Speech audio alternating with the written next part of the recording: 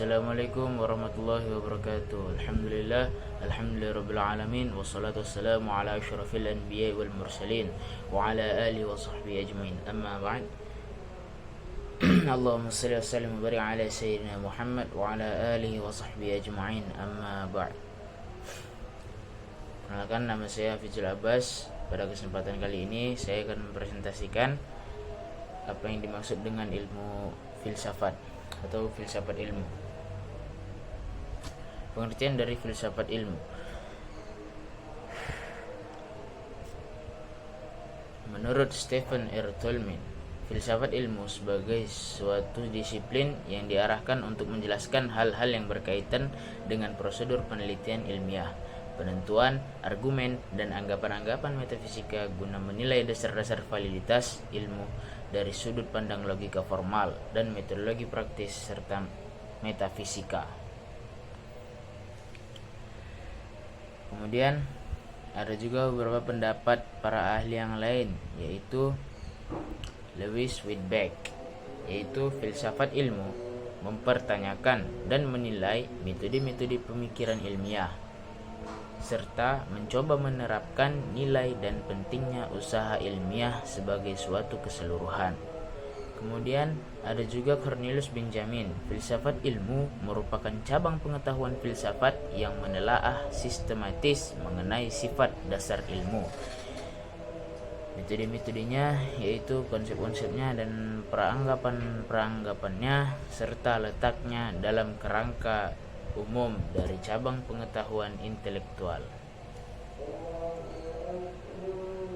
Kemudian ada metodologi keilmuan. Ada beberapa pandangan dari luar mengenai metodologi keilmuan, yaitu pengertian subjektif.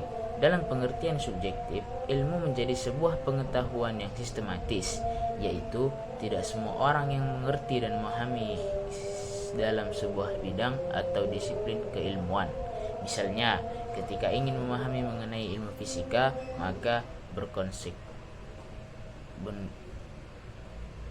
berkonsultasi kepada para fisikawan atau ahli dalam bidang fisika. Dapat dipahami bahwasanya seseorang yang memiliki ilmu dalam bidang fisika hanyalah orang yang telah meneliti ilmu fisika secara sistematis dan mengenalnya dengan baik. Kemudian ada pengertian objektif. Izam Pautano menjelaskan bahwa ketika ilmu diartikan dalam pengertian objektif, maka ilmu bukanlah merupakan sebuah pengetahuan, melainkan sebuah kerangka dari kalimat-kalimat atau rumusan yang objektif. Kemudian ada pandangan dari dalam. Pandangan dari dalam adalah suatu kegiatan keilmuan yang dapat dilaksanakan dengan dua cara, yaitu yang pertama dengan bersikap lebih reseptif terhadap ilmu, sehingga paling tidak orang selalu berusaha secara sungguh-sungguh untuk memperoleh pengetahuan dari ilmu. Yang kedua, dengan bersikap lebih aktif yang mengambil bagian lebih produktif dalam rangka menciptakan dan mengembangkan sesuatu. Kemudian yang ketiga ada terminologi. Memahami pengertian terminologi merupakan salah satu bagian sentral dalam menjelaskan metode ilmiah, di mana terminologi berkaitan dengan aturan pemakaian kata-kata dan ungkapan-ungkapan untuk menjelaskan pengertian keilmuan tertentu. Kemudian ada landasan pengembangan filsafat ilmu.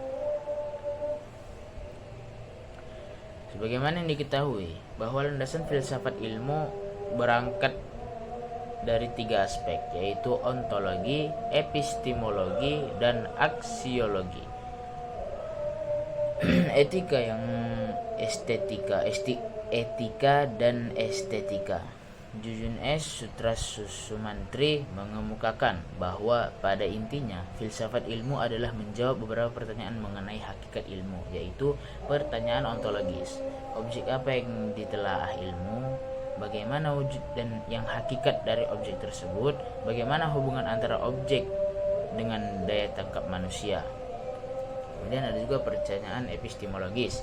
Bagaimana proses yang memungkinkan diembannya pengetahuan yang berupa ilmu, bagaimana prosedurnya, kemudian apa yang dimaksud dengan kebenaran, apa kriteria dari kebenaran, dan selanjutnya ada pertanyaan aksiologis, yaitu seperti bagaimana penentuan objek yang ditelaah berdasarkan pilihan-pilihan moral. Kemudian ada manfaat mempelajari filsafat ilmu. Yang pertama ada melatih berpikir radikal tentang hakikat ilmu. Berpikir secara radikal akan menentukan jawaban-jawaban atas persoalan yang paling mendasar. Kemudian melatih berpikir reflektif dalam lingkup ilmu. Berpikir secara reflektif berbagai persoalan dan dihadapi ilmu seperti masalah-masalah dalam dunia ilmiah dapat dikembangkan atau diperluas. Kemudian menghindarkan diri dari memutlakan kebenaran ilmiah. Ilmu sebagai satu-satunya cara memperoleh kebenaran. Dengan demikian, esensi dan eksistensi ilmu dapat dipahami secara normatif, bahwa ilmu memiliki keterbatasan dan kelemahan sebagaimana karakteristiknya. Kemudian ada ruang lingkup kajian filsafat ilmu. Edward Maden menyatakan ada 3, yaitu probabilitas, induksi, dan hipotesis. Sementara Ernest Nagel ada 3, yaitu logical pattern exhibit by explanation in the science. Yang kedua, construction of scientific concept. Yang ketiga, validation of scientific conclusion. Kemudian masuk metode filsafat ilmu. Metode filsafat ilmu terbagi menjadi beberapa bagian, yaitu ada metode kritis, metode intuitif, metode skolastik, metode filsafat, kemudian ada metode geometri, metode transdental, metode fenomenologis, metode dialektis, metode neopositivistis, kemudian ada metode analitika bahasa, dan kemudian ada juga metode Zeno dan metode induktif. Mungkin itu saja yang dapat saya sampaikan, lebih dan kurangnya saya mohon maaf, karena seluruh kebaikan datang dari Allah Subhanahu wa taala. Billahi taufiq wal hidayah, wallahu muwaffiq ila aqwamit thariq. Wassalamualaikum warahmatullahi wabarakatuh.